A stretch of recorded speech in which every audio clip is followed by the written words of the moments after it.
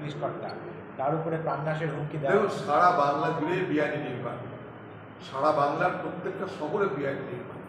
যারা শহরবাসী তারা কিন্তু জানে প্রত্যেকটা শহরে আজকে কী ধরনের বেআইনি নির্মাণ, জবরদস্তি, কীভাবে সেখানটায় জমি দখল করা হয়। আমি আগের দিনও বলেছিলাম, ওয়াক অফ প্রপার্টি ভয়ঙ্করভাবে এই বাংলায় লুপ্ত হয়েছে।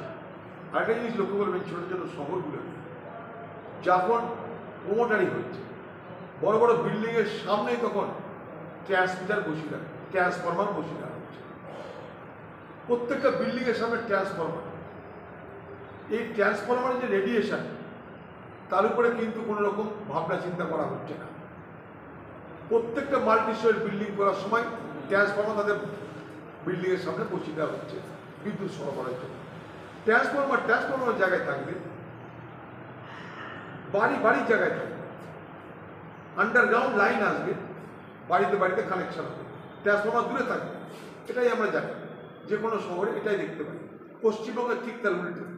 আপনি এই বহরমপুর শহরে ঘুরুন বা ছোটো ছোটো শহরগুলোতে ঘুরুন, দেখবেন মাল্টি স্টোরি বিল্ডিংয়ের জন্য পারমিশন যারা দিচ্ছে, তারা ট্রান্সফরমার কোথায় বসানো হবে তার জন্য কোনো তাদের ভাবনা চিন্তা নাই।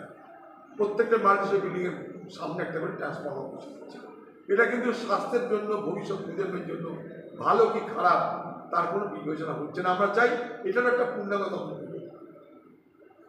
যাচ্ছি তবে ট্রান্সফরমার যা খুশি হবে ট্রান্সফরমার বসানোটা কতটা আইন সিদ্ধ, কতটা যুক্তিপূর্ণ, এ ভাবনার দরকার আছে বলে মনে করি।